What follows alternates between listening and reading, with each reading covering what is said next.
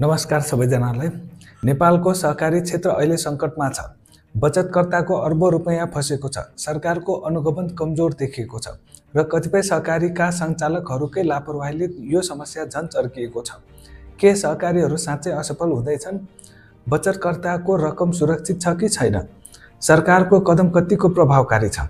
आजको यो भिडियोमा हामी सहकारी क्षेत्रमा भइरहेको अनियमितता र समाधानका उपायहरूको बारेमा विस्तृत चर्चा गर्नेछौँ। रोइरहेको छ, कोही भोकै छ, कोही तिर्खै छ, कोही नाङ्गै छ।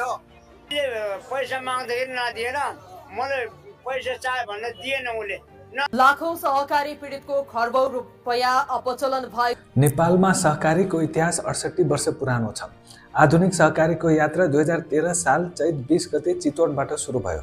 बखानपुर सहकारी नेपालको पहिलो सहकारी संस्था भयो। 2017-18 सम्म केवल वित्तीय सहकारी संस्था मात्र स्थापना भएका थिए। सदस्यको सङ्ख्या 11,000 थियो भने तिनीहरूले जम्मा 15 लाख ऋण प्रवाह गरेका थिए।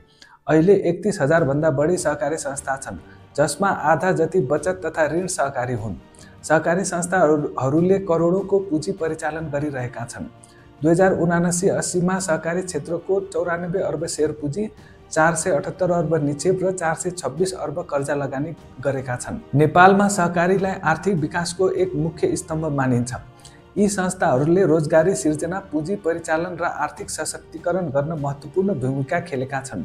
तर पछिल्ला वर्षमा सहकारीहरू समस्याग्रस्त बन्दै गएका छन्। अहिले कैयौँ सहकारीहरू ठगीको अखडा बनेका छन्। तथ्याङ्क अनुसार करिब 1 खर्ब बचत सहकारीहरूले फिर्ता गर्न सकेका छैनन्। 62,000 भन्दा बढी बचतकर्ताले 39 अर्ब रुपैयाँ माग गरिरहेका छन्। संसदीय छानबिन विशेष समितिले 40 सहकारीले मात्र 87 अर्ब अपचलन गरेको रिपोर्ट दिएको छ, तर कुल अपचलन 275 अर्ब रुपैयाँ हुन सक्छ भन्ने अनुमान गरिएको छ। करिब 13वटा सहकारीबाट रकम फिर्ता गर्न सुरु भए पनि अहिलेसम्म 3टाले मात्र बचतकर्ताको पैसा फिर्ता गर्न सफल भएका छन्। बचतकर्ताहरू सडकमा उत्रिएका छन्। उनीहरू आफ्नो पैसा फिर्ता गराउन सङ्घर्ष गरिरहेका छन्। सहकारीको समस्याको मुख्य कारण आन्तरिक कुशासन हो। अध्ययन प्रतिवेदनहरूले देखाएका प्रमुख समस्याहरू यस्ता छन्। कतिपय सहकारीले सदस्य बाहेक अन्यबाट पनि बचत सङ्कलन गरेका छन्। उच्च ब्याज दिन्छौँ भन्दै लोभ देखाएका छन्। कतिपय सहकारीले हाउसिङ, घरजग्गा, सेयर, मिडिया आदिमा पैसा लगाएका छन्। कतिले ऋण फिर्ता गर्न नसक्नेलाई पनि ऋण दिएका छन्। 60% भन्दा बढी ऋण धितो बिना लगानी गरेका छन्। कार्यक्षेत्र बाहिरका व्यक्तिलाई ऋण दिएका छन्। आफै प्रबन्ध सञ्चालक बनेर आफ्नै परिवारका सदस्यहरूलाई जागिर दिएका छन्। किर्ते ऋण, किर्ते तमसुक, किर्ते धितो राखेर ठुलो रकम हिनामिना गरेका छन्। सहकारीहरूले राजनीतिक नेताहरूलाई ऋण दिएका छन्, तर ती नेताहरूले ऋण तिरेका छैनन्। सरकारले अनुगमन गर्यो तर कडाई गरेको छैन। कतिपय सहकारीले साधारण सभा नबोलाउने, लेखापरीक्षण नगर्ने, विवरण पेश नगर्ने समस्या पनि छ।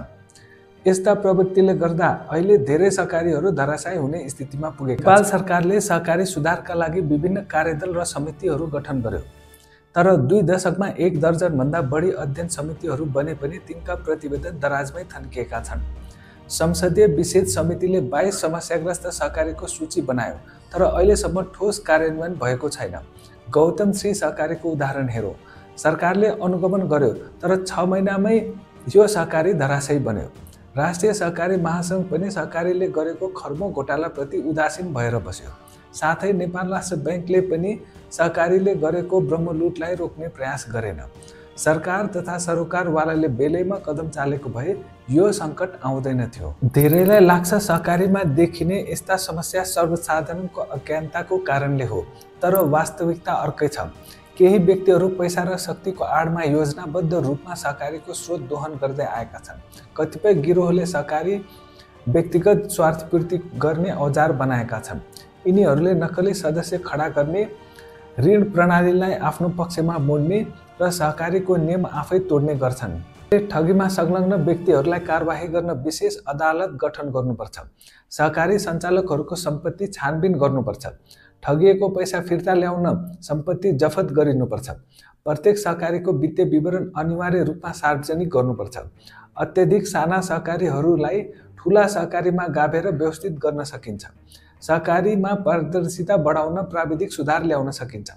बचतकर्ताहरूको 5 लाखसम्मको रकम प्राथमिकतामा राखेर फिर्ता गरिनुपर्छ। नेपाल राष्ट्र बैंक तथा सहकारी नियमन प्राधिकरणद्वारा नियमित निरीक्षण गर्नुपर्छ। राष्ट्रसङ्घले 2025लाई अन्तर्राष्ट्रिय सहकारी वर्ष घोषणा गरिसकेको छ। नेपालले पनि यही अवसरलाई सहकारी सुधारको वर्ष बनाउनुपर्छ। सहकारी प्रणाली आफैमा खराब होइन। यदि सुशासन, पारदर्शिता र नियमन सही रूपमा लागू गरियो भने नेपालको सहकारी क्षेत्र अझ बलियो बन्न सक्छ। सहकारी ठगमाथि कारबाही गर्न सरकार र नियामक निकाय जिम्मेवार छन्, तर हामी नागरिक पनि सचेत हुन आवश्यक छ। अब तपाईको विचार बताउनुहोस्, के सरकारले सहकारी अनियमितता रोक्न सक्ला?